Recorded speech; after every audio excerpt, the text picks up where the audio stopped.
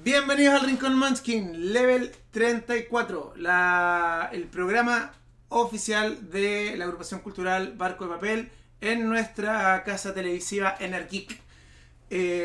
Con ustedes tenemos al señor de las sombras y del mal, el narrador Abaddon, a la poderosísima profesora Nami, porque el conocimiento es poder y ella tiene muchos conocimientos. Ella sabe muchas Y cosas. el narrador manchego, como siempre, con ustedes aquí.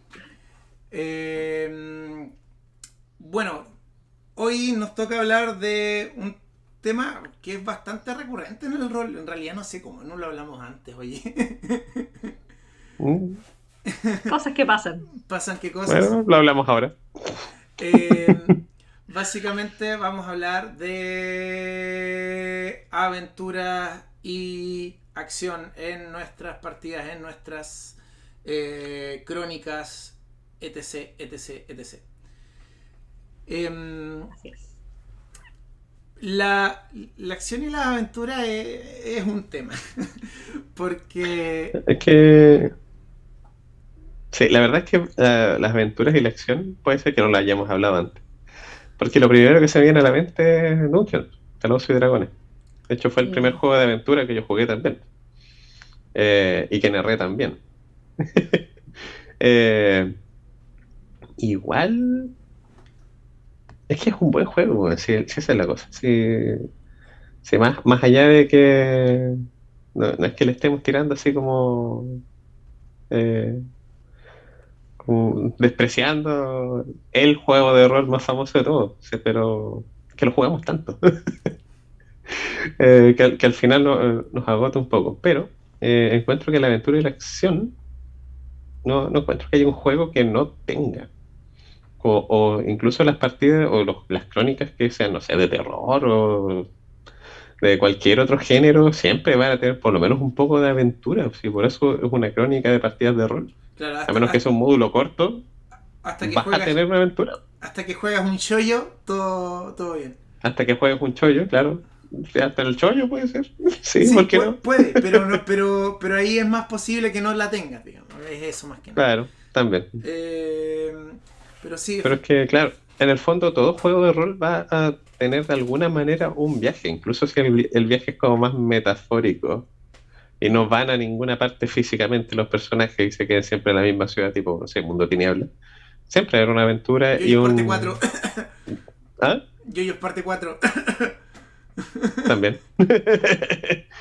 eh, sí, de hecho, sí mismo, pues, sí, incluso si no se mueven físicamente, la aventura está más como en la investigación o en el desarrollo de los mismos personajes o explorando la misma ciudad también. Se pueden ir a distintos lugares sin salir de la ciudad misma. Claro, igual agregando a eso también, claro, está el factor del viaje y está el factor del riesgo y lo desconocido. Por eso también el terror también está muy de la mano con la aventura. Porque se le da énfasis a lo desconocido. Dice miedo desconocido y piensa el tiro en Tolkien. Claro, Sí. o sea, precisamente, pues eso es un viaje del héroe, pues, o sea, Sí, es que arquetípicamente el Hobbit se usa hasta en clases de lenguaje como el ejemplo paso a paso del viaje del héroe. Literal. Sí. Es que es súper explícito. Pues bueno, Tolkien era un académico Sí. que se dedicaba a escribir, Sí. no un escritor que estudiaba academia. Pero pasa con George Lucas también. También. La saga de Star Wars original es el viaje del héroe Claro, literal. los 3 primeros capítulos de la saga, sí. La O sea, real. no los primeros, 4, 5, 6. Ya, igual, mira, punto aparte, una vez estaba haciendo clases en tercero medio sobre el viaje del héroe. Y ¿Por qué no estábamos hiciste hablando clases de... en mi liceo cuando tenía clases en Lo el... siento. Yo estaba, les estaba explicando a los chicos cómo funcionaba. Nunca vi ese tipo de cosas interesantes en el liceo.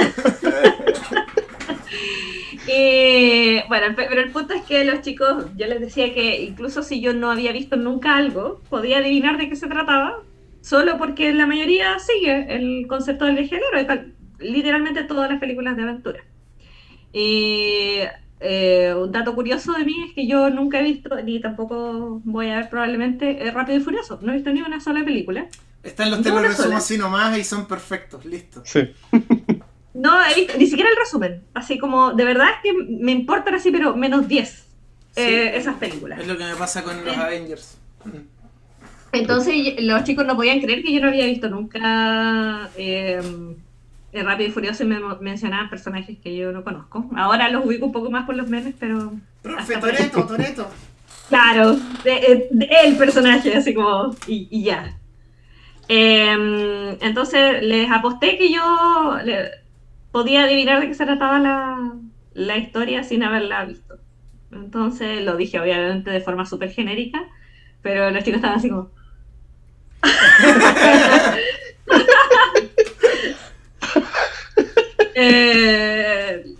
y todo hasta el final, pues, y le dije, ya, y eso es. Y me dijeron, sí, pero esa es la 1 nomás. Y yo le dije, claro, pues si la película no estaba pensada para hacer una saga de 10 películas originalmente. Te aseguro que los directores de Rápido y Furioso están así como, oh, chucha, ¿cómo agarré tanto vuelo? Pero, No saben qué están haciendo ahora. no tiene idea, como el perro. Okay, cada vez las películas son más extrañas. Mira, yo vi la 1 cuando salió. No me gustan los autos, así que jamás me atrajo la película. La vi con gente.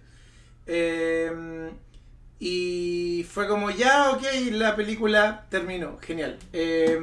Pero el tema es que, te lo resumo así nomás, subió el resumen de las primeras 8 en un solo video.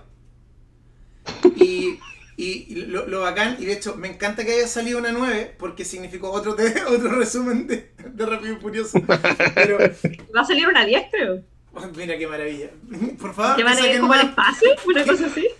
Quiero ver más No resumen. sé dónde más van a ir. Está calando Pero- niveles que no. Cuando tú ves el resumen de eso, la escalada de fantasía y de supresión de la incredibilidad que tenéis que hacer para tragarte esa weá, pero... Ay, me encanta, me Sí. encanta. Yo, si ustedes me hubiesen preguntado cuando esa película salió, yo jamás me hubiese imaginado que eso iba a ser realmente así de popular. Tampoco. Me hubiesen dicho así No, como, yo pensé ¿tú crees como, que van a haber 10 películas de Rápido y Furioso? Me hubiese reído en tu cara, así como, no, weón, sí, no. como ya, esta va a tener éxito, va a ser una segunda que va a ser terrible mala y ahí va a quedar. Mira. Yo hubiese pensado eso antes de darme cuenta que las Locademia Policía fueron 7. Ya, pero igual eso es humor, po. Pero, Humor así como de Ya. sketch. pero es súper mal humor, o sea, Es con, mala, con mala, todo el mala. cariño que le tengo a esa saga, un día Sí. las descargué todas. Sí, Cuando es pura nostalgia el gusto por esas películas. Sí. vi la primera, me divertí, vi la segunda, ya en la tercera ya no era infumable, así como... Y creo que tuve estómago para llegar a la cuarta. En alguna partían en motos de agua, era la 3 o la 4, y fue como, ya, no, sabéis que no puedo seguir viendo esto. Adiós, y la- adiós. Porque ¿Qué estoy haciendo con mi vida? porque, ojo, estoy comparando con la Academia Policía, no con Hellraiser. Hellraiser yo entiendo que hayan 8. Ah, sí, po. ¿Cachai? Pero... Y deberían haber 20. Sí. Sí, por favor, siguen haciendo Hellraiser. Pero volviendo al tema, Volviendo al tema. porque esto, de verdad, les voy a recordar que es un podcast sobre rol. ¿Cierto? Rayos. Pero esto es narrativa. Ahora es un programa, Ah, no un podcast. ¿eh? Sí. Pero eso, pues, o sea, básicamente seguir el viaje del héroe es seguro, pues, seguro que va a funcionar, seguro que va a salir bien. Igual la gente tiene un poco de miedo con el tema de eso por caer en el cliché. Pero Pero es que, no claro, existen. Claro, o sea, yo te puedo decir en una perspectiva narrativa que las historias cliché no existen.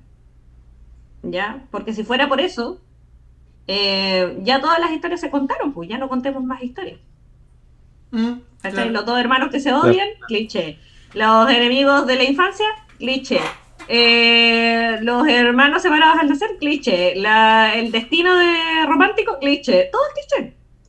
Pero en el fondo no va tanto en el qué es lo que se cuenta, sino el cómo se cuenta, cómo es que llega. Claro. Es el cómo. ¿Cómo agarras esos arquetipos y armas algo que sea como nuevo? Exactamente. O por lo menos que se vea nuevo. Pero partamos por lo básico en este primer bloque de programa y vamos al... y tratemos de definir un poco, ¿ya? ¿Les parece? Sí. ¿Qué hace que una película, bueno, que una narrativa enfocada a la acción y a la aventura sea de aventura y acción? ¿Qué es lo que la diferencia de una de terror? Porque, por ejemplo, en ambas podemos percibir ciertos elementos en común. El tema de lo desconocido, hay un claro. peligro, por lo menos, ¿cierto? Ahora sí, hay que hacer la diferencia en que es distinto la narrativa de una película, de un libro, o cuando estás escribiendo, que cuando estás narrando. Sí, claro, pero sí creo que pueden haber elementos en común. No puedes hacer el viaje del héroe si tus héroes no quieren hacer un viaje. Por supuesto que sí. Ese es en el momento en el que les haces creer que están decidiendo. No, pero... Claro. Por ejemplo. Sí, es verdad. Bueno, el control es una ilusión, así que el control sobre tus personajes también lo es. Por supuesto que sí. Pero más allá de eso, yo creo que, bueno, sí, volviendo al tema de nuevo. Yo creo que lo de la aventura va más según el objetivo, según yo. Cuando estás narrando terror, en gran medida los personajes quieren sobrevivir. Es como, bueno, estoy luchando por mi vida. Así. Claro, el horror viene de la amenaza contra ti o contra las cosas a tu alrededor. Contra tu seguridad. Contra tu seguridad, claro, ataca ese lado de tu personaje. Pero cuando estás en una aventura, es el personaje el que quiere salir, o bueno, puede ser el tema del héroe que en realidad no quiere ser héroe, y eso es parte de la rueda también. Es parte del viaje del héroe. Claro, es parte del viaje del héroe que el héroe no quiera salir en primer lugar. Pero la cosa es que va a hacerlo de todas formas porque es una aventura de rol. Mr. Bilbo. Claro, señor Bilbo. Let's go. Al final siempre va a salir Bilbo ahí. Pero la cosa es que es el personaje el que tiene un objetivo. Entonces la aventura va a llegar a ese objetivo. Lanzar el anillo al volcán. Obtener tal cosa. Vencer a tal villano. Destruir la estrella de la muerte. Es siempre es un objetivo que tienen que llegar los personajes. Y los personajes saben ese objetivo. Porque si no, ¿para qué salieron de su casa? Si la gente normal no son aventureros. La gente normal no se va con su grupo de amigos con sus espadas en mano a vencer monstruos porque se los encontraron en el camino y robarles sus cosas después que los matan. No, hacen eso, pero saben a dónde van. Claro, hay una motivación. Ahora, por ejemplo, bueno, es que es el tema, los géneros son etiquetas al final, entonces claramente hay géneros que son mixtos, que podríamos decir que nace un subgénero de la mezcla o que está presente al mismo tiempo sin tocarse, pueden ocurrir ambas cosas, pero por ejemplo una partida de Cthulhu, una partida de Cthulhu en donde el objetivo es evitar que el dios aparezca, ¿es aventura y terror en ese caso? Yo puedo creo, aclarar eso. Creo. Primero hay que tener claro en el fondo que efectivamente son etiquetas, pero que nunca son completamente divisibles entre ellas.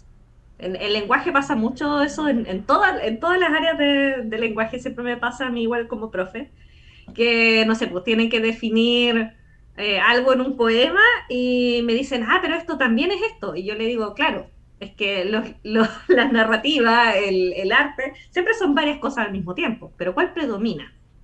¿Cuál es la más importante? ¿Cuál es la que se nota más? Porque, por ejemplo, si tú te encuentras con aventura, hay muchos tipos de aventura, incluso en medias más conocidas, ¿cierto? Como lo son el cine. Tienes aventuras como, no sé, El Hobbit, que es bastante más épico. No, de hecho, El Señor de los Anillos es más épico. De una aventura épica. Y luego tienes aventuras, no sé, como las de Ace Ventura. Que son como un poco de misterio y que son tan... Claro, o tienes, por ejemplo, a mí me gusta mucho el caso de Mad Max Fury Road, porque es de aventura. Si tú te preguntas, ¿qué género tiene? Es de aventura, sí. Pero ¿es la típica película de aventura? No, no. No, No. para nada. Maravilloso. ¿Cierto? Sí. Tiene una carga... ¿Y qué es lo que junta en el fondo? Junta, como ustedes mencionaban, el viaje, yo creo que lo que predomina en, eh, en la aventura es la emoción. No el terror, no la angustia, ¿cachai? Sino la emoción, el hecho de experimentar con cosas que son nuevas, que son desconocidas, ya sea para el protagonista o para ti como espectador, y que te producen como altos niveles de serotonina, de adrenalina, de ese tipo de cosas, ¿cachai? Y eso es lo que hace, bueno, lo mencionábamos antes, Rápido y Furioso tan popular, ¿cachai? Sí, es súper, súper salido ya de la realidad a unos niveles inconmensurables, pero da emoción, pues cuando el auto salta, tú sabes que tiene que llegar al otro lado, pero esa emoción que te da, ¿cachai? De que puede que no llegue, puede que no lo logren, eso es lo que causa una real historia de aventura y de acción. Creo que por eso ya no me gustan las películas de acción. En algún momento llegué a ese punto en el que lo veo y digo, ya, pero si va a llegar, que llegue rápido. Soy súper Ya, ¿qué pasa ahora? ¿Qué pasa ahora? Suena súper feo, pero la verdad es que a mí nunca me han gustado las películas de acción. Nunca, ni cuando era niña. No. Bueno, a mi pareja le encanta. Le encanta. Mientras más explosiones tengan, mejor. Pero yo, aquí me van a odiar, pero películas así como Armagedón, Die Hard, ¿cachai? Todas esas películas, para mí es como, no me causan nada. Pero absolutamente nada. Como que las miro así. Bueno, ahí hay que saber también ver qué es lo que una película trata de transmitir. Súper cierto. Porque... Y es netamente personal. Sí, No- totalmente. A mí me pasa Sí, con... al final depende de tus experiencias personales cuál género te va a gustar. A mí me pasa con los Al superhéroes. final, pues, No, Completamente cierto, claro. no hay caso. O sea, antes lo había, antes me encantaban. En algún momento me hice viejo y amargado y los comencé a detestar y no, y no hay caso. Ahora... la ancianidad. Ahora, fuera de eso,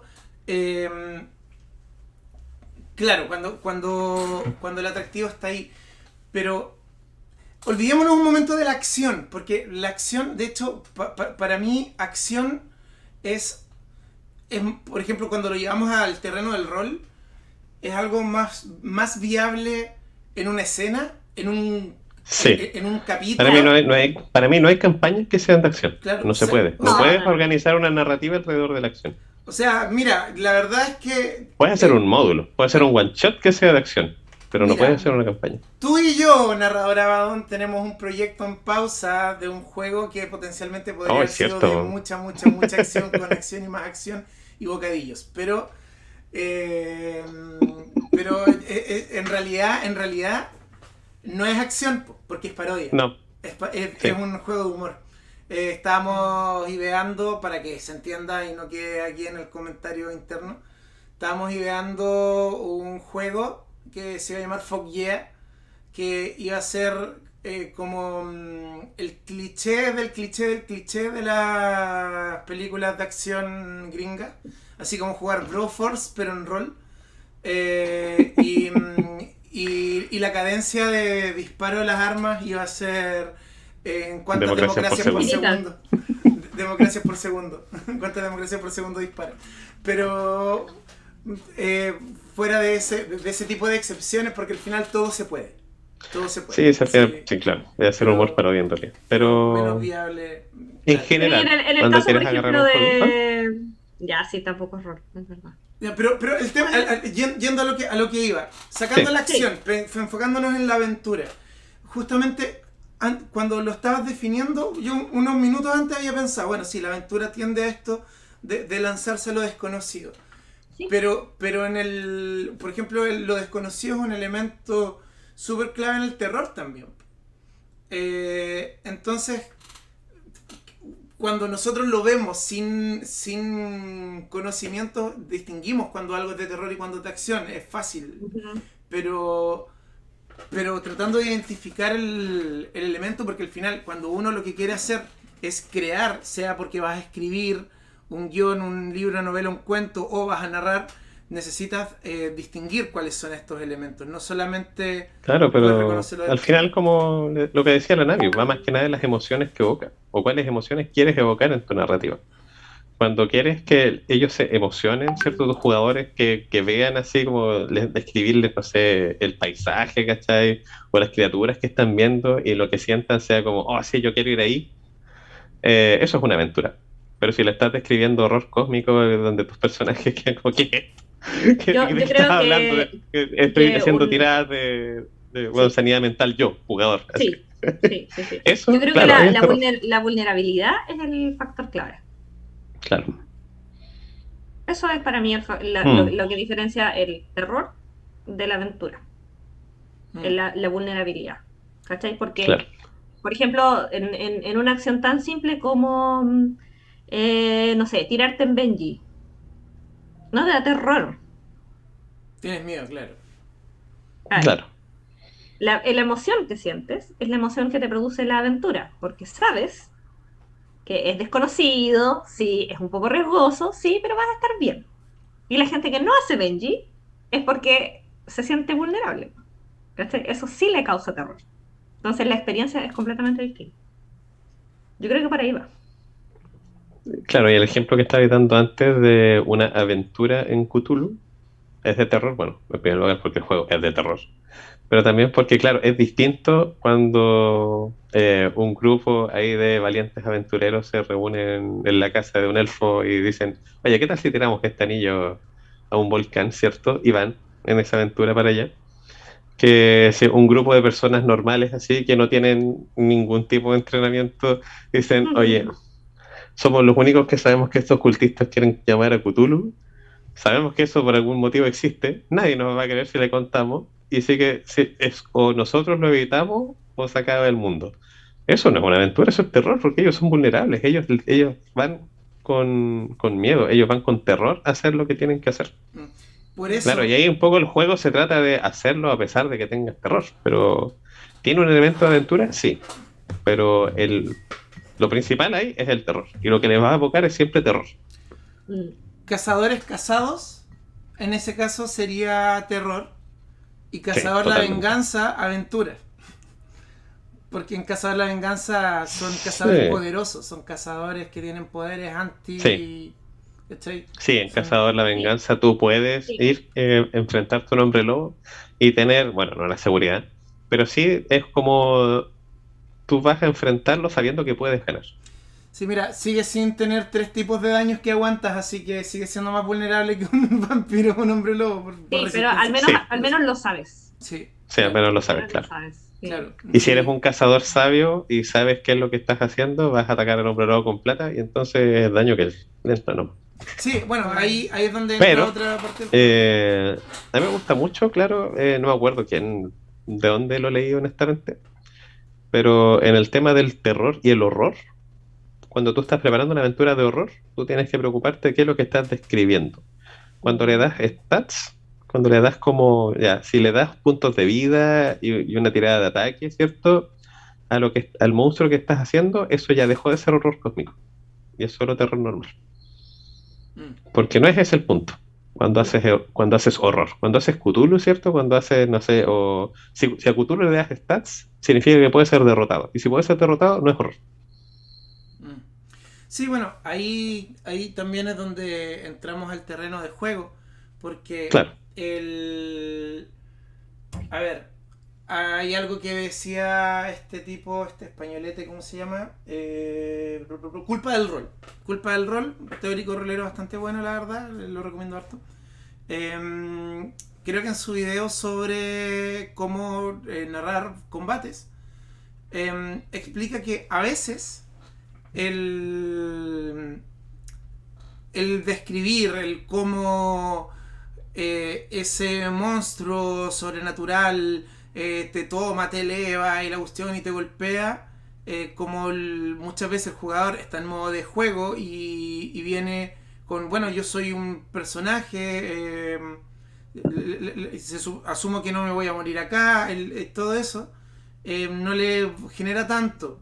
Cuando tú le dices, te comiste 46 puntos de daño, y el otro y subía de un golpe y subía de 50, el otro entiende lo brígido que tiene al frente y comienza a entender que le tiene que tener miedo.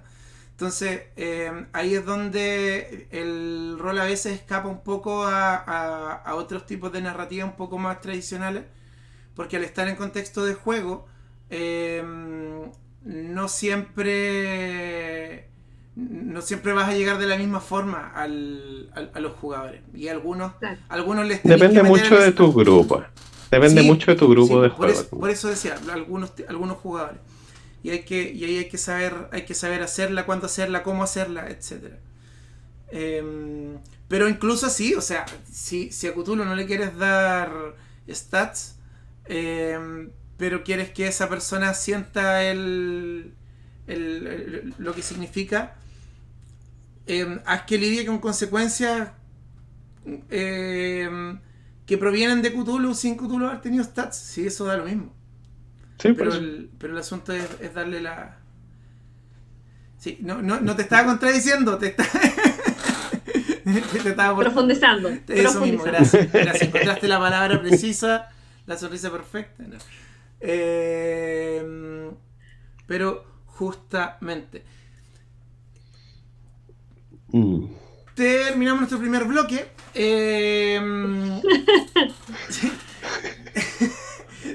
Con este silencio incómodo terminamos nuestro primer bloque. Nos vamos a comerciales en unos momentos y volvemos con más después de esta pequeña pausa. Y estamos de vuelta en la segunda sección, ¿cierto?, de este capítulo de aventura y acción del Rincón Munchkin. Ahora, bueno, dado que ya un poquitito entramos a definir, entramos a conversar sobre... Hola, amigo También perro. se viene a instalar ya.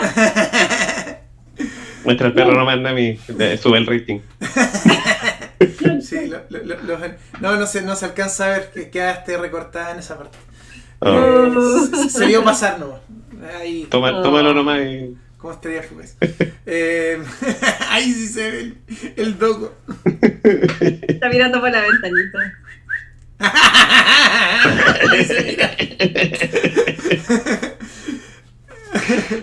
Tan bonito. Ya. En fin, volviendo al tema central. Al tema. Como personas serias que somos. Sí, por supuesto. Por supuesto, sí. Estamos en las aventuras, ¿cierto? Sí, estamos. Cómo irlas clasificando, cómo irlas armando, ¿cierto? Habíamos hablado un poco de cómo la parte emocional es lo que más diferencia un género de otro cuando estamos hablando sobre todo de partidas de rol y de narrativa en general. Cómo diferenciarlo un poco del terror a pesar de lo desconocido, ¿cierto? Y ahora podríamos tocar, claro, el tema de la acción en las partidas, que es obviamente como súper central en las crónicas que son de aventura generalmente. Mal que mal los personajes levelean combatiendo. Y cuando juegas juegos de aventuras donde hay un sistema de levelear, de subir de nivel, es porque eso es central en el juego en sí, y los jugadores llegan al juego pensando en que van a subir de nivel y viendo, ¿cierto?, todas esas habilidades cool que quieren que sus personajes hagan eventualmente después cuando lleguen al nivel más alto. Odio los juegos con niveles. Es una raya anima. Sí, pero efectivamente, narro anima y tiene niveles y no me gusta que tenga niveles, pero aún así creo que es el juego de los que conozco que mejor trata el tema de los niveles, porque los niveles, claro, como ya, repártete puntos ahora. ¿Cachai? Claro, repártete tus puntos, ¿cierto? Y están estas otras habilidades que puedes tomar cualquiera para que cumpla requisitos. Efectivamente. Dale. Pero sí, es que Bueno, el tema de los Más niveles allá, es muy... ¿cierto? Más allá de... No vamos a hablar del tema de los niveles ahora, César. Bueno, en realidad pretendía vincularlo justamente con lo de aventura, porque la mecánica de niveles es algo muy presente en aventura. Claro, en los juegos de aventura. Y es donde mejor calza. Que no sea tan bueno, lo dejaremos para otra conversación. Pero eso ya depende también del juego. Si hay juegos de aventura donde los niveles más. No sé, Séptimo Mar, por ejemplo, Leyenda, no tiene realmente niveles. Sí, totalmente. Pero más allá de eso, claro, va a tener un componente de acción generalmente. Juegos como Ryutama, por ejemplo, que están más enfocados en una onda de exploración solamente, o como puede tener otro enfoque, más lo emocional, ¿cierto? O una cosa más de crecimiento personal, más Ghibli. No van a tener no van a tener como combates, pero no necesariamente no van a tener acción. Al final, acción no solamente es el combate. Y eso es súper bueno saberlo, sobre todo para cuando estás armando una campaña de aventuras, de que no se vuelva repetitiva. Porque si llegan tus jugadores toda la semana a enfrentar al monstruo de la semana, se va a volver repetitivo. Claro, mecánicamente. Claro, puede ser un monstruo más difícil que el de la semana anterior, pero es también porque tú estás en un nivel más alto. Entonces en realidad no es que sea más difícil, es que se siente nomás más fuerte. Como, hoy yo hace 5 niveles jamás habría pensado en que iba a enfrentar un dragón. ¿Cachai? Pero al final la acción es cuando, lo que decía por ejemplo la Nami, de esa sensación para tus jugadores de que están haciendo algo que es emocionante, algo adrenalínico, algo donde, claro, la apuesta está en que sea algo bien dinámico. Así que, claro, aunque el combate es obviamente como es la opción más obvia. Es como lo que tú piensas cuando juegas en Calabozos y Dragones es en... Claro, ir con tu espada, lanzar conjuros, ¿cierto? Y la mayoría de la mecánica del juego está enfocada en cuánto daño haces. Y no solo cuánto daño haces, sino otras formas que te ayuden a hacer más daño o a evitar que te hagan daño a ti o curarte el daño. Y si ves eso, significa que el juego está muy enfocado en el combate.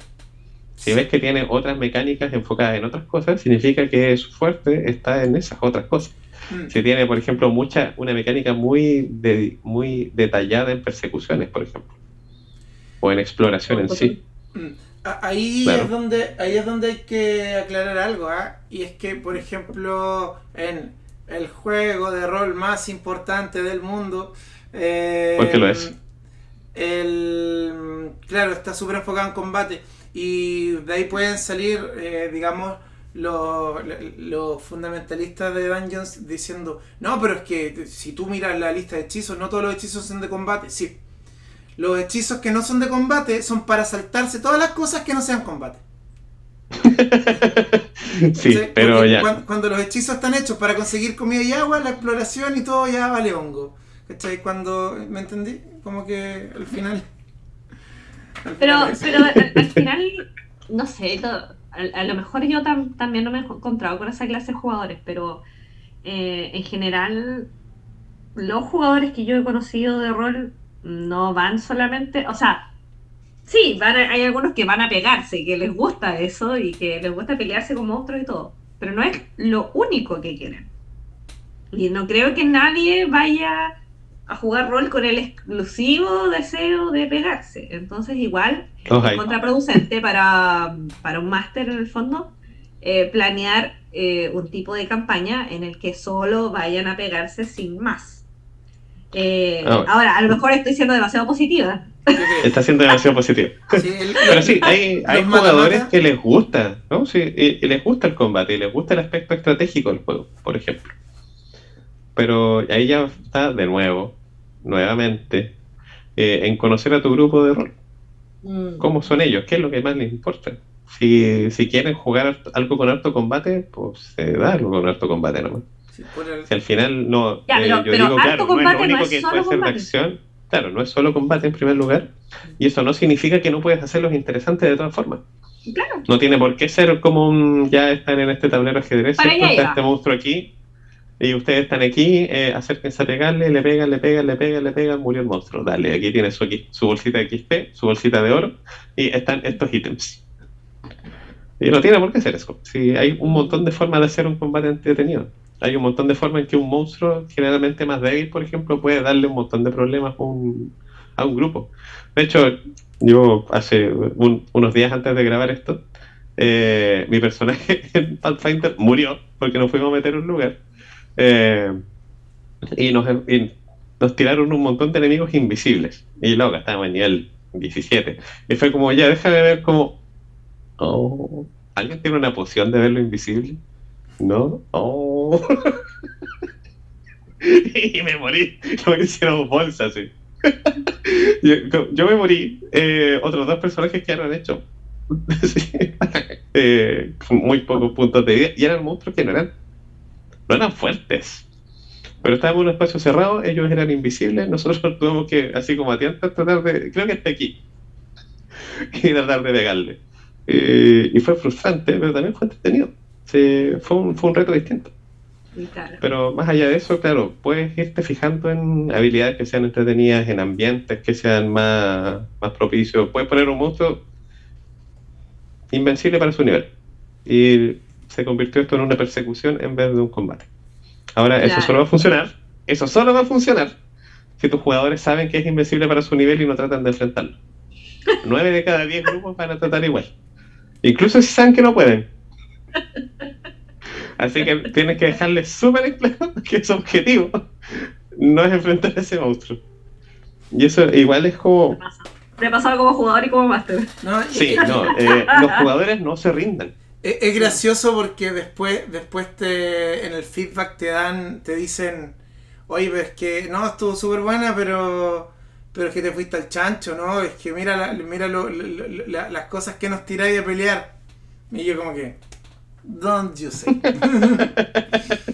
Claro. Ahora, igual hay juegos donde es apropiado que no se rindan. En Leyenda, por ejemplo, un grupo de samuráis es difícil que quieran escapar del combate. Yo hice hace poco un TPK al grupo que le estoy narrando a César de Leyenda porque se enfrentaron a un Oni. Y la idea era, bueno, no era exactamente como una mesa de Cthulhu, pero sí yo les dije súper en claro desde el principio. Si estos majos Sukai, estos brujos de sangre, ¿cierto?, convocan al Oni, ustedes no tienen cómo vencerlo. Con sus recursos actuales no tienen nada que hacer contra un Oni. Incluso el Oni que les mandé, que era literal el más débil de todo el manual. Así como, literal, así como la escoria de los Oni. A ese Oni le hacen bullying en las tierras sombrías. A ese Oni le quitan su dinero de almuerzo todos los días y lo dejan dentro de un casillero, así. A ese Se meten la cabeza en el retrete, todo. le hacen bullying los esbirros de Hades, así. Claro. Así de patético era ese Oni, pero loco, TPK. Le quitaron como, no sé, la mitad de la vida. Todo el grupo de samuráis. Pero cometieron todos los posibles errores que podían cometer tratando de enfrentar al Oni. Cuando encontraron a alguien que podría tal vez ser el Majo Sukai, dividamos la party. Lo enfrentaron ya. ¿Van a ir a buscar al resto de sus amigos samuráis o van a enfrentar ustedes dos al Oni solos? Sí, por supuesto, suena como una buena idea. Es lo que quería mi personaje. Sí, y está bien, de hecho es lo que quería su personaje. Porque son samuráis. Y son samuráis que no tenían como real conocimiento de lo que es un Oni. Era como, el Oni para ellos era una cosa más como mitológica. Saben que existen porque las tierras sombrías son algo que existe en Rokugan y los cangrejos, ¿cierto? Se dedican a enfrentarlos todos los días. Y eso es lo que ellos saben. Pero no sabían, por ejemplo, si los cangrejos pueden, ¿por qué ellos no? Si los cangrejos pueden, ¿por qué yo no? ¿Cachai? Y decimos, pero lo que no saben ellos es que, claro, los cangrejos pueden como clan. Porque cuando aparece uno de esos Oni, a menos que tengan los recursos y estén preparados para enfrentar uno, enfrentar ese Oni significa que un escuadrón de cangrejos de 20 van a volver 3. Así, tal vez. Y van a volver y van a ser los 3 que corrieron para avisar que hay un Oni.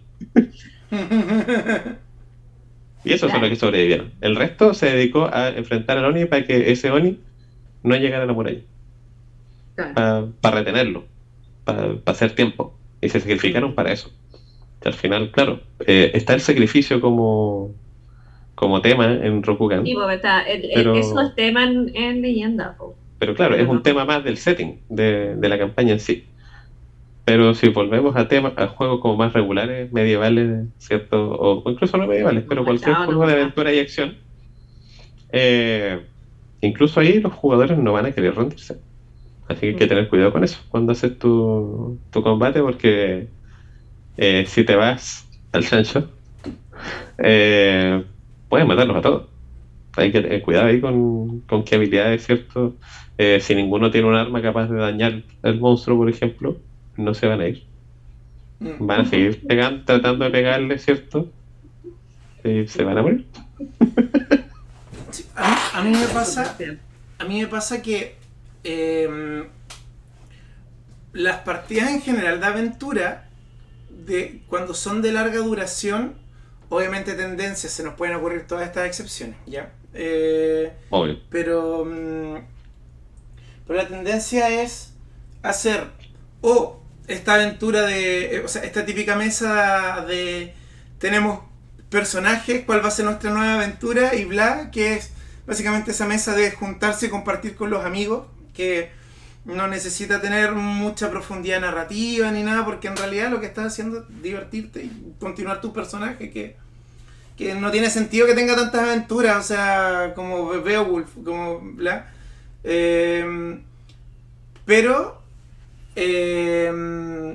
cuando salimos de esa dinámica, para mí la acción, específicamente la acción, tiende a dar para partidas cortas, para aventuras cortas.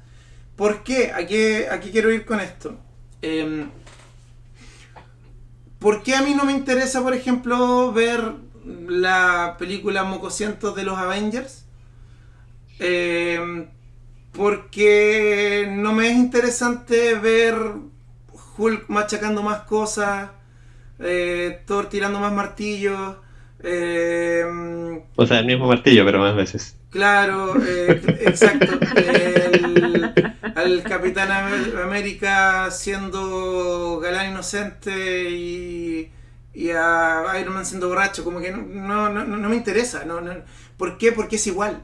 Claro, Entonces, evitar lo repetitivo es lo importante más que narrar. eso, y el combate puede ser muy narrativo, pero cuando el combate mismo no narra algo aparte de la violencia misma, Sí. se acaba el recurso. Se hace repetitivo igual. Se acaba el recurso. O sea, ahí entramos al terreno de nuevo de esa mesa que juega y todo, y que es entretenido y que es bacán que lo hagan, ¿cachai? Sí. Pero claro, Pero si no, el combate... esas son mesas de jugadores a los que les gusta el aspecto estratégico del combate. Sí, claro, por supuesto. El asunto es que cuando narras aventura es difícil que cada combate o cada situación de acción realmente te esté tratando de contar algo. Las ideas se te van a ir agotando y vas a terminar haciendo cosas forzadas o de lleno ya no lo vas a hacer. Ya no le vas a poner algo de fondo y eventualmente vamos a llegar de nuevo al, digamos, combate por combate, al random encounter o al peligro, porque en este momento sería un buen momento para meter el peligro, porque la sesión puede salir más entretenida. Que insisto, ese tipo de juego está súper bien. ¿Ya? No, de hecho, para nada lo desprestigio porque a mí me entretiene ese tipo de juego. ¿Ya? Sí, pero no como buena campaña de nivel 1 al 20. No, es que bueno, ahí me pasa que... Bueno, más allá de eso, sí, ahora, sí, al jugador que le gusta eso, le gusta el nivel 1 al 20.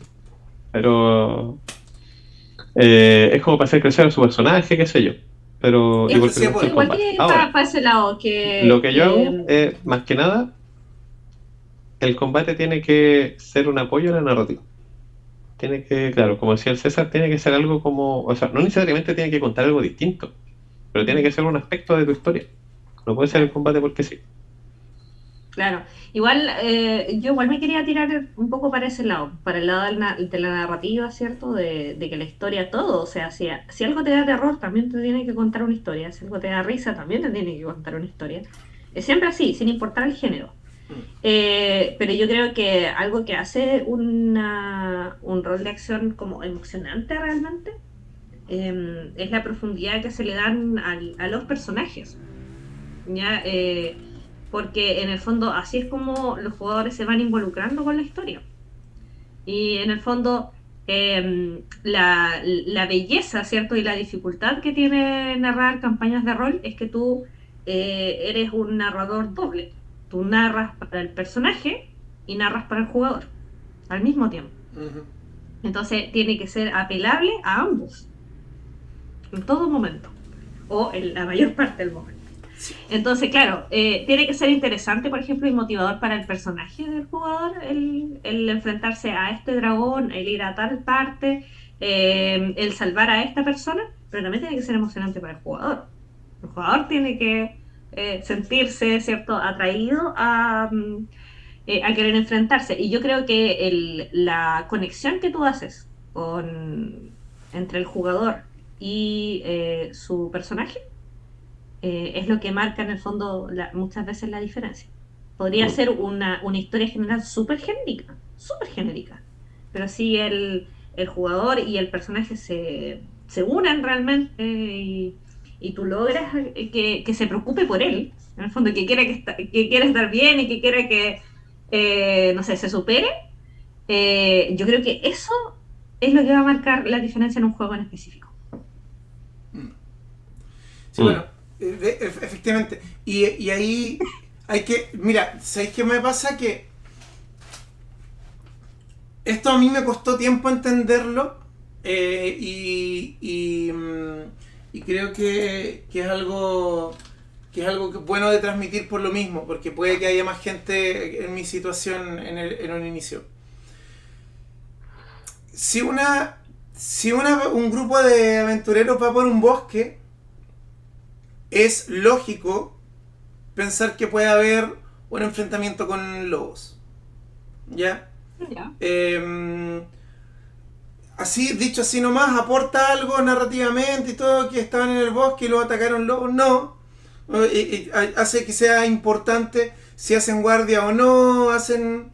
Ya, como que puede que le dé un poco de verosimilitud, pero mucho más allá no. Ahora, cuando el grupo de aventureros está perdido en el bosque, escaparon de una prisión, se escondieron en el bosque, tienen escasas armas, escasos alimentos, etcétera, y cuando salen a ver si lograban cazar algo, lo que se encuentran es un grupo de lobos que los están cazando a ellos.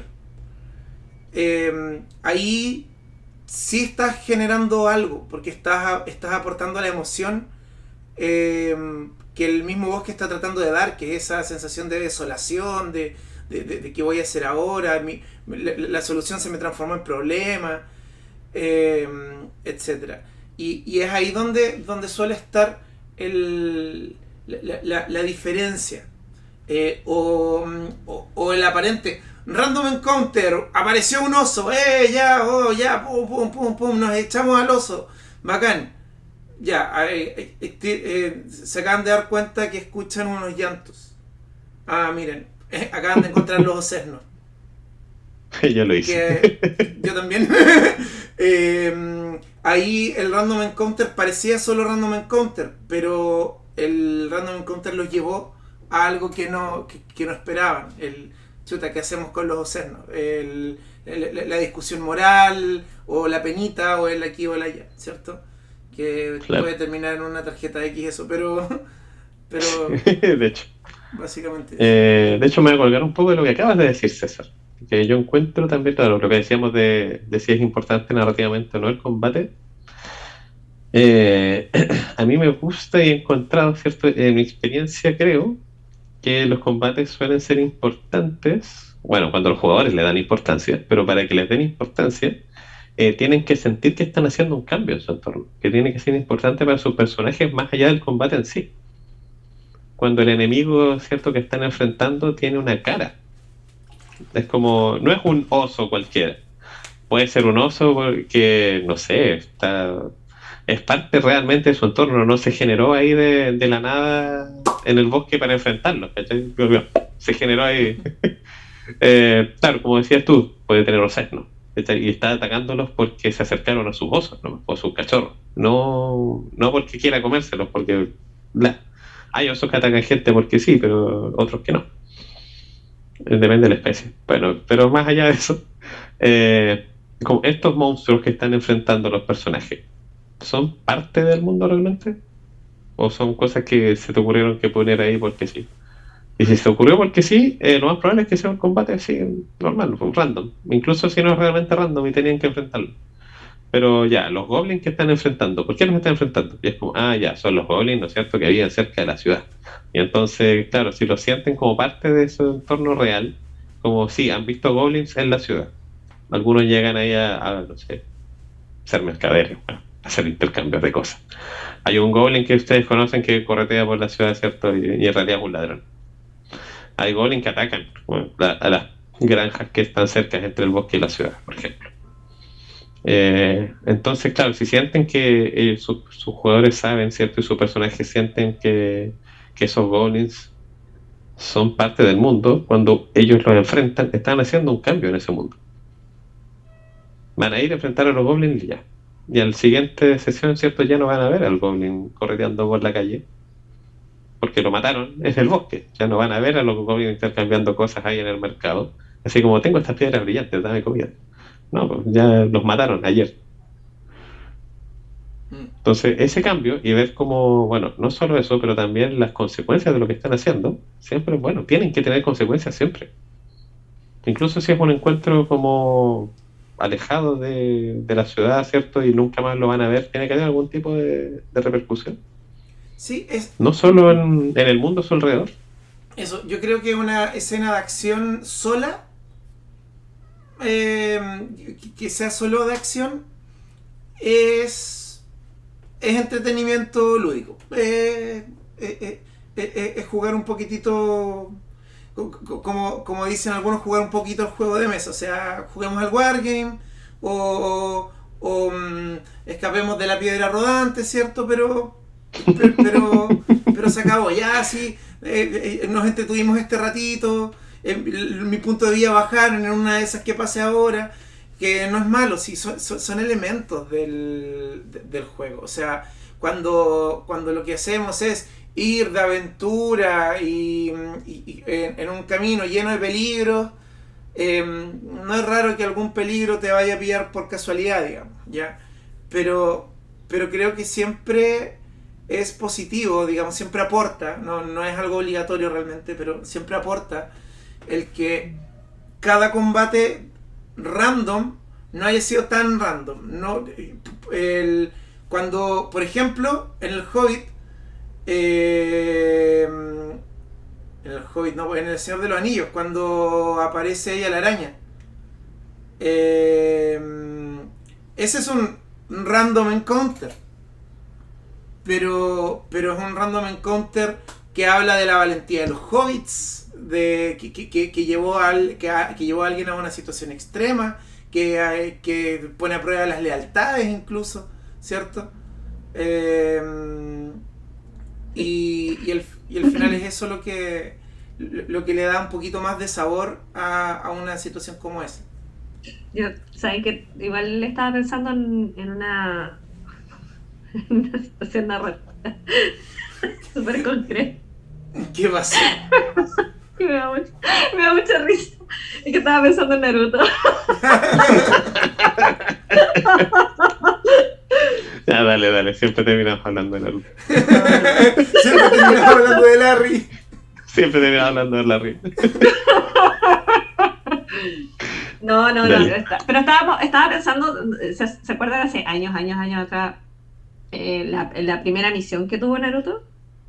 Que se supone que era llevar a un viejo a un... Ah, claro. Limpiar retrete. Pero por favor, seriedad. Sí, po. Claro, y cómo esa aventura escala y terminan enfrentándose a algo que es muy superior a lo que están... Y es una cuestión tan random y es tan como el primer encuentro que tienen. Y termina en alto drama. Terminan Y es súper heavy cómo marca a los tres personajes que son chiquititos. Para siempre. Para siempre, porque hasta el final del manga lo traen a colación de tanto en vez. Para hacernos sufrir a todos al mismo tiempo. Uy. Y la verdad es que Naruto hizo muchas cosas mal, pero esa no es una de ellas. Para mí, de lo que vi, esa es la saga es una gran historia de aventura. La saga que más me gusta de esa Sí, serie pues. es esa. Siendo que no fue la única buena, digamos. No es que Claro.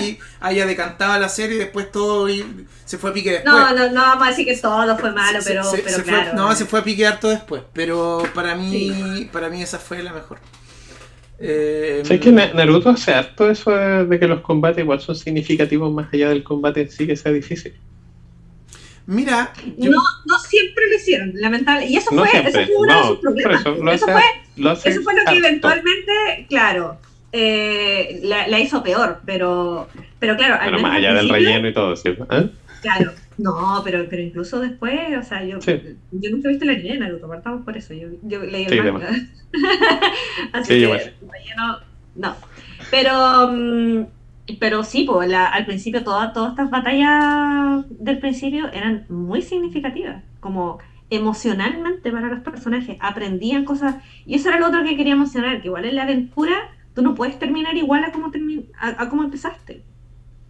No, ¿cuál es el punto de jugar una aventura en el rol si tu personaje va a terminar exactamente igual? No viene al caso. De hecho, hay una historia, me he querido guardar historias de rol que tengo para la tercera parte. Y las tengo así como mentalmente anotaditas, porque yo creo que las batallas que uno después recuerda más son las que realmente hicieron mella a ti en un ámbito emocional. o cuando pasó algo chistoso entre medio también. Pero igual es Porque igual emocional, es ¿cachai? Efectivamente. Cuando las que te aterrorizaron, las que te hicieron llorar, las que amaste, las que odiaste, como sea. Pero Bueno, y si quieren saber cuáles escenas odiamos y si nos hicieron llorar, etcétera, quédense después de esta pequeña pausa para la tercera sección de El Rincón Munchkin. Nos vemos a la vuelta. Venimos de vuelta entonces de esa pequeña pausa y tocamos el tema de las aventuras, ¿cierto? Y las escenas de acción en los juegos de rol. En esta tercera sección vamos a hablar de nuestras experiencias, experiencias notables en situaciones complejas, no sé, la profesora Nami se estaba guardando ahí, haciendo tiradas de fuerza de voluntad para poder guardarse para este momento, sí. Así que por favor, dé el puntapié inicial. Tengo hartas, la verdad, pero cuando mencionaron al oso, me acordé que uno de mis personajes, el mago, creo que en capítulos anteriores hemos mencionado a ese personaje, pero es un personaje que es como súper religioso, ¿cachai? Y que entraba a mago siendo como súper cristiano religioso. Entonces ha tenido como un encontrón bien heavy respecto a sus creencias en general, a su concepción de la realidad. Y la ha remecido profundamente. El punto es que por circunstancias de la vida ella tuvo que hacer cierta prueba para probar sus habilidades, sí, donde sencillamente tenía que sobrevivir, no me acuerdo cuánto era, creo que eran 3 días o una semana. Una semana. Una semana en un bosque. Sí, en uno de los bosques del sur de Chile. Cerca de la cordillera. Entonces, ese personaje que estaba en primeros niveles, ¿cierto? Primera aventura que tuvo que vivir fue efectivamente contra un animal salvaje. En este caso era un puma chileno, que son más chiquitos, pero no por eso menos peligrosos. Y la razón por la que recuerdo esa aventura no fue por no fue por la batalla. La batalla hubiese sido súper olvidable, porque era un puma random. El punto es que mi personaje no hacía, a pesar de que le habían enseñado, no hacía magia con sangre, magia verbena, porque eso es brujería. No. Pero ahí era o hacer magia o morir, así de sencillo. Entonces trató de probar rezando primero y no le funcionó, y la desesperación y bla, bla, bla.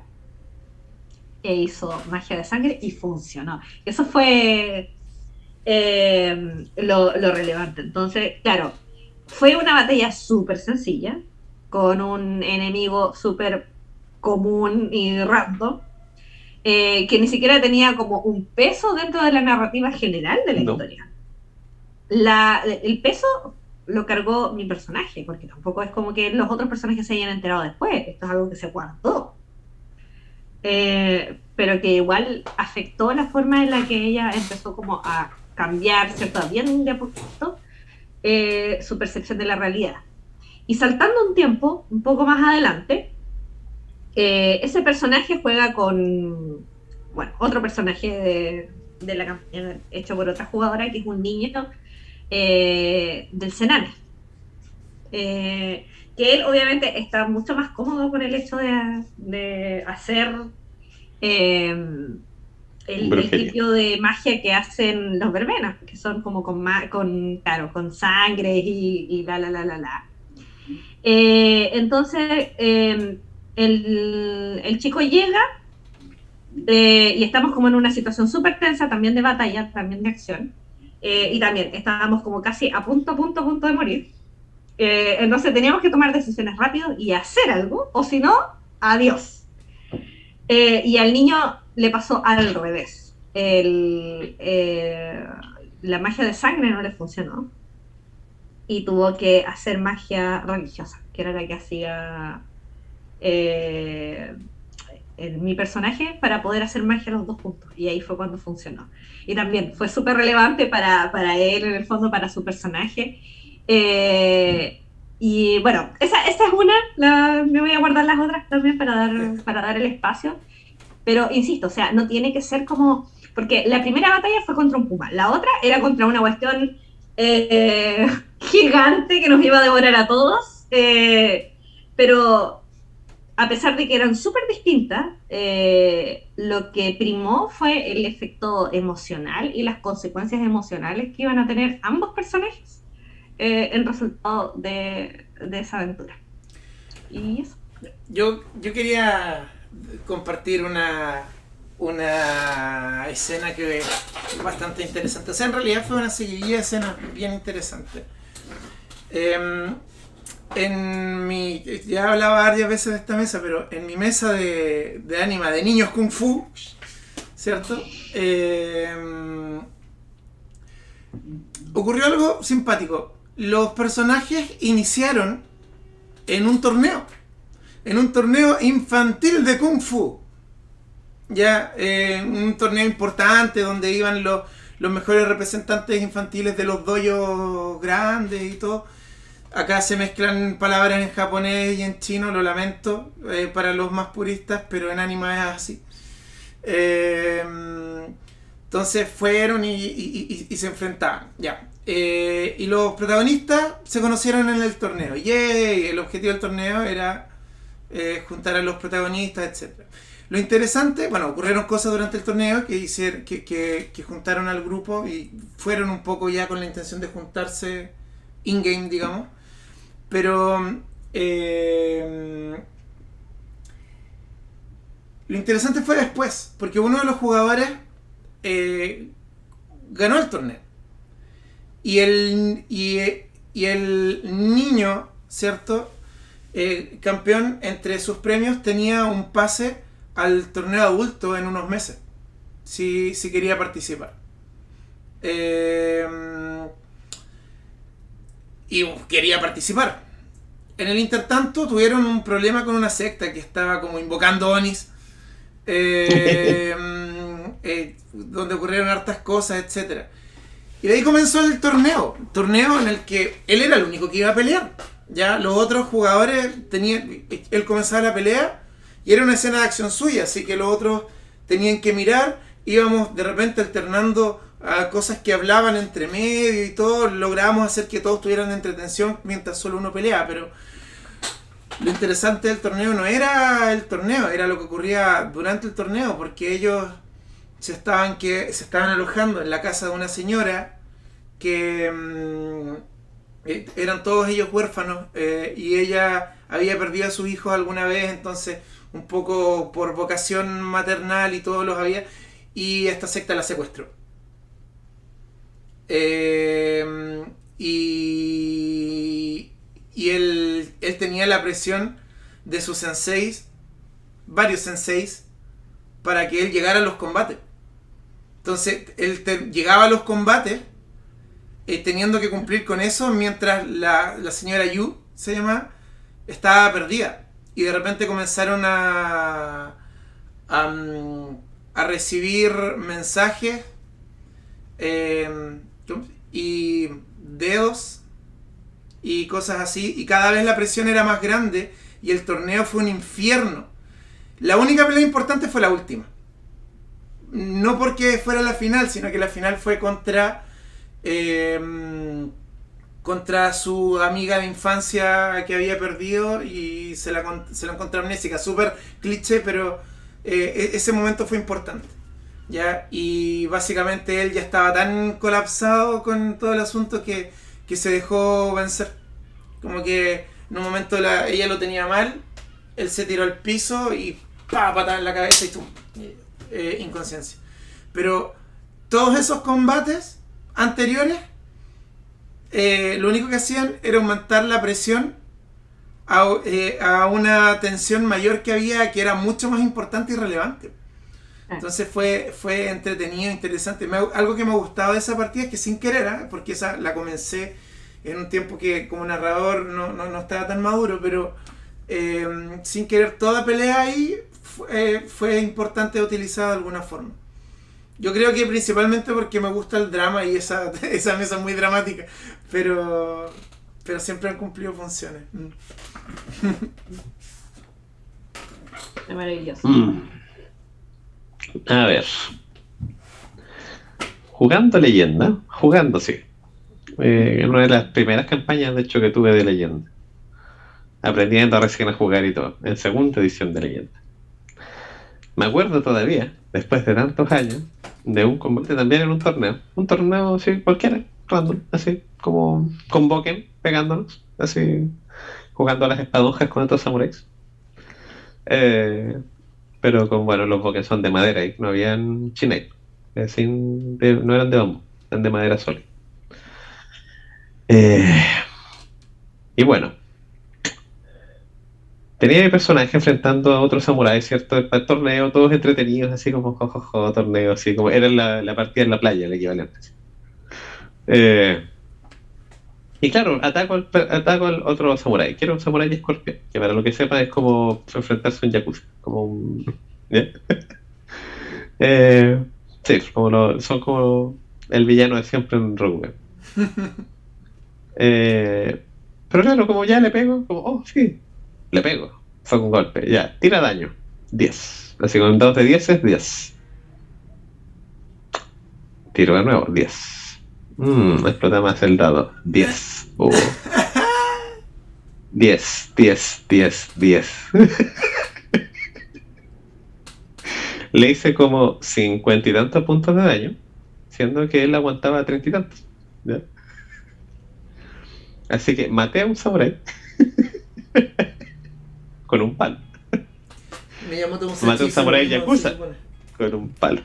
Así que quedó la mesa así como... así como... RIP. Así. No, pero RIP para mí, porque a mí me iban a hacer... Estuve como la mitad del resto de la campaña. Estuve, no sé, no tanto como la mitad del... 6 o 7 sesiones después de eso, esquivando intentos de asesinato. Y movió como completamente toda la trama así personal de mi personaje y en parte también a la trama de los restos de la mesa. Claro. Como lo hicimos inmediatamente, yo personalmente enemigo de todo un clan y todo el resto de la party por asociación. Es como me querían matar a mí y al resto por daño colateral, así como para que no hablaran. Y al final mi personaje tuvo que hacer tratos con el clan y se terminó casando con un escorpión. Lo cual fue bastante estresante porque no sabía realmente si efectivamente iban a dejar de tratar de asesinarme. Solo porque estaba O casado solo con querían una. acceso. Claro, o solo querían tener a mi futura asesina como cerquita. Eh, pero en el fondo, yo creo que ese fue como uno de los casos que más me ha quedado de cómo un combate random, porque era súper random, Claro. súper así sin importancia, si era un torneo cualquiera, si era como, ¿cómo cachas se están pegando con espaditas de madera? ¿Vamos? Vamos. Y fuimos. Cómo cambió como totalmente el destino de mi personaje, así, total. Al final se terminó llevando bien con el clan de Scorpion, pero pero fue estresante en el momento, pero más allá de que sea estresante en el momento y estresante después y para siempre, fue súper significativo para la trama, para el crecimiento de mi personaje. Y fue un accidente. De hecho, ni siquiera fue planeado. Hasta el narrador estaba como weón. De hecho, como que me quedo mirando como, weón, y miró más atentamente el dado, así como, ¿en serio? Así como que no me creyó. Así. Y como tiene todo, 10. 10, 10, 10, 10. Como era segunda edición y en realidad no había tantas reglas para el tema de dados, o sea, de daño con armas como de madera o random, ¿cachai? Entonces, para él era la regla siempre, ya tira un solo dado de daño. Uno, así. Y ese es el daño que hace tu arma, porque es un arma ordinaria, es un palo. Nunca pensó que iba a sacar un 50 y tanto tirando un solo dado. Pero bueno, se supone, cuenta la leyenda, que Miyamoto Musashi ganó su primer duelo a los 13 años con una espada de madera, así que... Y, Claro, y fue a muerte, así que Así es. se puede. Así que tu personaje se convirtió en una leyenda inmediatamente. A propósito de leyenda y de, y de peleas que terminan muy mal, Tetsuya. está el caso de Tetsuya también. Pues. Que le pasó lo contrario. Le pasó lo opuesto. Yo tenía un personaje que yo creo que Tetsuya sale cada 2 o 3 capítulos a colación. Pues el mejor bardo de todo Rokugan. El mejor, Ya, así pero- de la historia de Rokugan. Pero, Bueno, no sabe cantar, toca un instrumento pero mal, pero es el mejor bardo de todo Rokugan. No tiene idea de historia, o sea, sabe un poquito, pero es el mejor bardo de Rokugan. Creo que tiene un punto en oratoria, pero es el mejor bardo de Rokugan. y no tiene un solo punto, creo más. Tiene 2, no sé, no. Tiene no, 2 no o 3, sé. así que, ya. No sé, no me acuerdo la verdad. Pero por favor, cuenta. Creo que tiene harto. Ya, pero volviendo al tema. Ese personaje fue hecho para que fuese un personaje secundario en la campaña. Porque creé ese personaje en la época en la que... Digo bien mal. Ese personaje lo creé en la época en la que me estaba yendo a otra ciudad. Espérenme. Voy a tener que pausar la historia, lo siento. Ya, No. no te preocupes, no te preocupes. A ver, bueno, mientras tanto puedo contar una yo. Miren, hay una que fue bastante graciosa en realidad. Es un ejemplo de estos combates. Este no era un random encounter. Este era un encuentro destinado a... ¿cómo se dice? A que tuvieran que escapar. Y la idea era que terminara en una escena de persecución. Estábamos jugando Anima. Entonces estaban los personajes avanzando por las montañas y nevadas y todo. De repente ven como la cima de una montaña se comienza a mover y se levanta. Y la montaña era un un alto elemental de tierra. Básicamente esas cosas son... De verdad tienen el porte de una montaña, esas tonteras son muy poderosas. Sí. Son muy difíciles de matar también. Sí, justamente son difíciles de matar, aguantan mucho daño. Y trataron y de repente dicen, no, loco, escapemos si no nos vamos a morir. Y yo como que, don't you say. No me digas. Y comenzaron a escapar. Bueno, se acuerdan siempre de ese combate, pero se acuerdan no tanto porque en realidad lo que ellos sintieron más fue frustración, pero cuando ya se estaban escapando, como estaban tan chatos, comenzaron a idear maneras graciosas de escapar.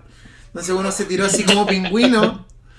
Esto lo habló ya en el capítulo pasado. Uno se tiró como pingüino y una Bárbara que era como la pareja de su personaje se tira también y él la va surfeando y le hizo aparecer una baranda para que hiciera grind con sus abdominales y bla. Ese no es un buen ejemplo de combate relevante, porque en realidad lo importante ahí no era el combate, era que escaparan, que quería lograr otra cosa y me salió a medias porque no entendieron el mensaje, pero se hizo memorable por los elementos emocionales.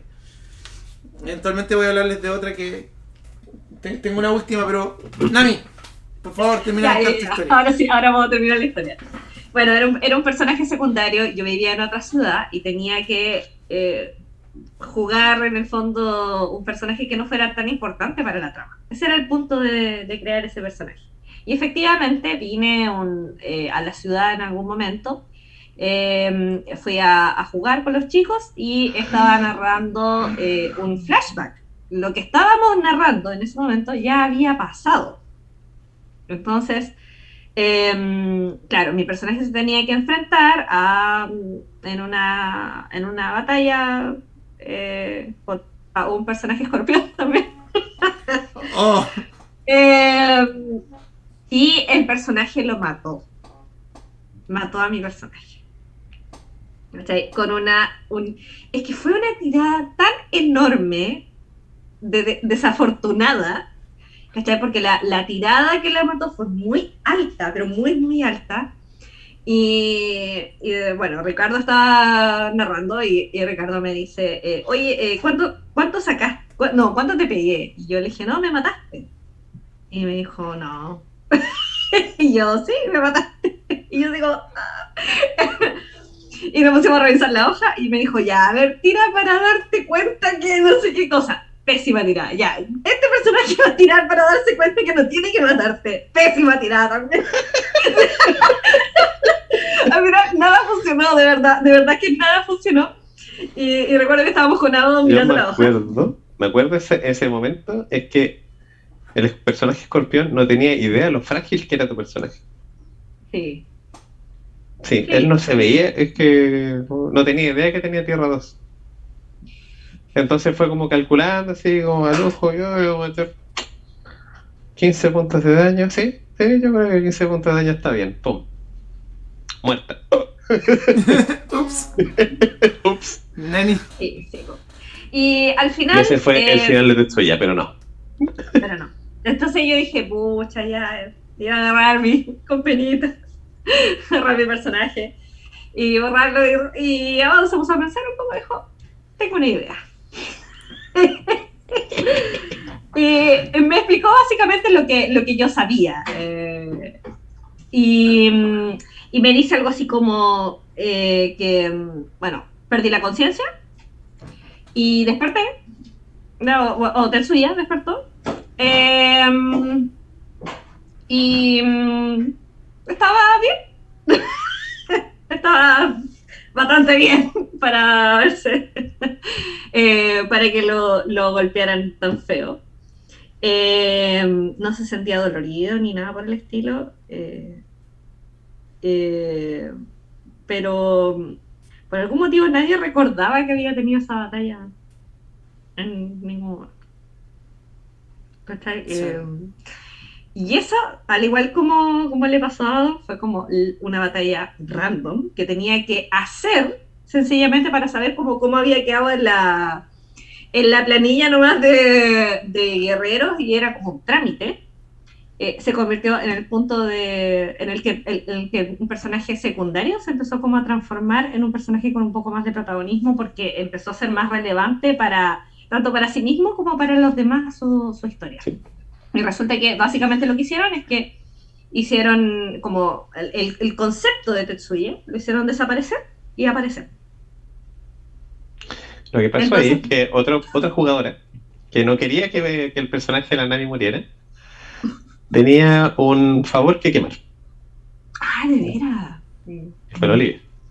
Y le pidió a un NPC, un personaje no jugador, ¿cierto? Que estaba ahí, ¿cierto? Que era un Shugenja de vacío. Pero era como el Shugenja de vacío. De hecho, era como tenía sangre rara, así como definitivamente no humana. Y había ese personaje desarrollado un conjuro muy entretenido con la party en la campaña anterior, de hecho. Un conjuro que le permitía de forma bastante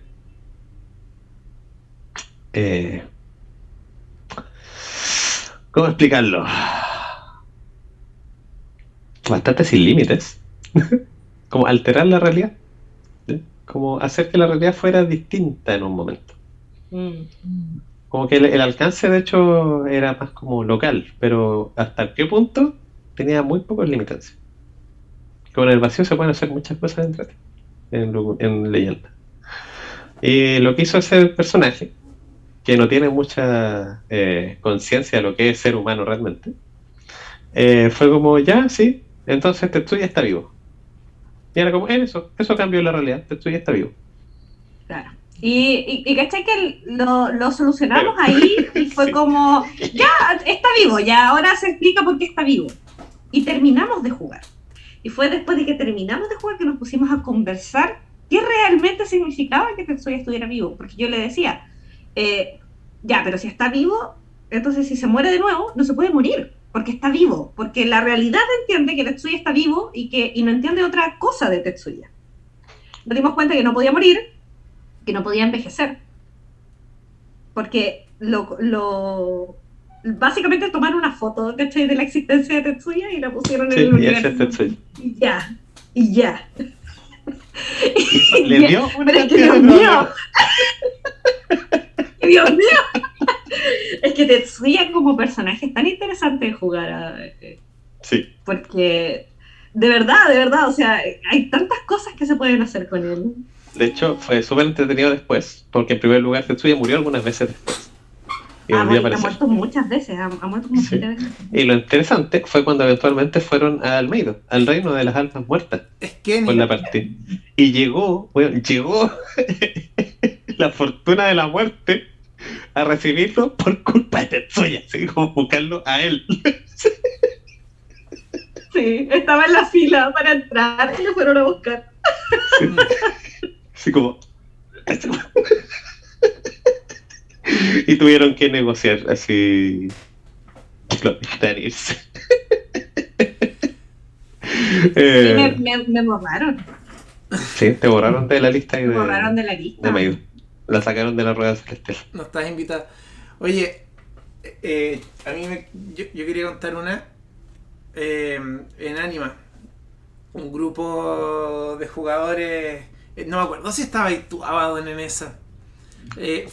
Fue con Wadi, me acuerdo. Bueno, el tema es que en Anima llegaron en un momento a un pueblo que era devoto a un santo en vida, supuestamente la segunda venida de Cristo y toda la shit. Un sacerdote llamado Leopold. ¿Te acuerdas tú de eso? No, ya te acordarías. Es que era ilusionista, ¿no? Sí. Magia de ilusión es una escuela de magia que tiene hechizos que pueden llegar a ser considerados ofensivos en niveles más o menos altos. Yo le puse justo los niveles abajo de cuando se pone ofensivo.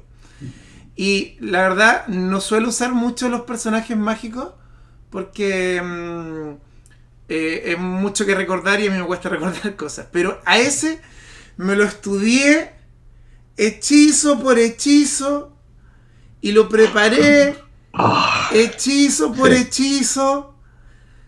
Esa fue la campaña de mod, creo. Sí. Cuento corto, ¿qué ocurrió con este individuo extraño? Era un mago de ilusión, con eso tenía la gente convencida de que era Cristo resucitado. Y ellos lo fueron a perseguir. Primer error, había más gente, devotos a él. Se escondió entre la gente. Lo comenzaron a perseguir, a rastrear entre las personas. Se cambió la cara. Le cambió la cara a otra persona. Le comenzó a hacer aparecer muchas caras. Se cambió los atuendos. Después lo descubrieron. Lo estaban encontrando y tenía el hechizo de charco resbaladizo. ¡Oh! Y con música graciosa de fondo, que era una canción de Shaman King, del antiguo Shaman King. Y fueron un fracaso. Y estuvieron mucho rato y no le lograban hacer ni un punto de daño porque éramos más encima inquisidores de mod, weón, y fue como... Eran inquisidores, eran básicamente cazabrujas, así que tenían toda la potestad para ir a pitearse al loco y ni con toda su potestad pudieron porque el tipo... Estaban en mi pobre angelito. Sí, fue tan buena. Estoy tan orgulloso de esa sesión. Esa mesa nunca terminó, pero sí. Esa sesión fue uno de mis grandes aciertos de esa época. Sí, fue gracioso. Así que fue gracioso sobre en retrospectiva, así porque en el momento era... No sé, yo les veía las caras. De jugar en este instante. Yo les veía las caras y decía, oye, ojalá se estuvieran divirtiendo tanto como yo. Fue una interesante historia que contar después. Sí, claramente. Yo me acuerdo de esa historia porque me la ha contado. Digo, oye, bueno, jugamos y yo sé casi todos los hechizos, ¿eh? No dejé muchas cosas fuera. Pero eso, sí, usó incluso atraparlos con cuerda mágica y puras tonterías. Sí, escogió con pinza todos los conjuros más molestos.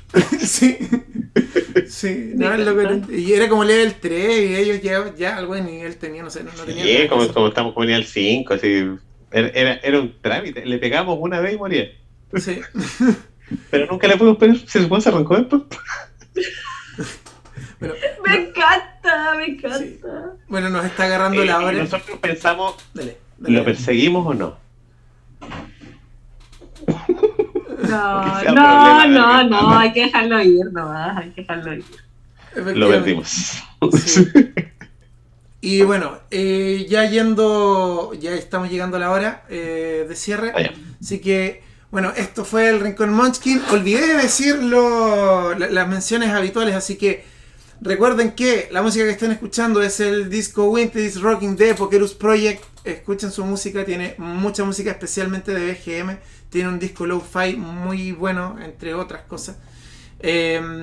Saludamos, como siempre, a nuestra tienda amiga por 3 juegos de rol y tablero que siempre nos han dado apoyo desde el level 1. ¿Estoy olvidando a alguien? ¿Estoy olvidando algo? Ayer. Ayer. Sí, bueno, claramente está Moonhawks, nuestro mago de la postproducción, ¿cierto? Que es el que ha hecho todo esto layout, el que hace todos estos asuntos de postproducción. Y creo que ahora sí lo he mencionado todo. No olviden seguirnos en nuestras redes sociales. Yo soy Narrador Manchego tanto en Instagram como en Twitter. El Rincón Munchkin no tiene redes sociales como programa, pero sí como Barco de Papel. Pueden ver estos capítulos resubidos en el canal de YouTube de la agrupación cultural Barco de Papel, así como en la página de Nergeek, como el de YouTube de Nergeek también, ¿cierto?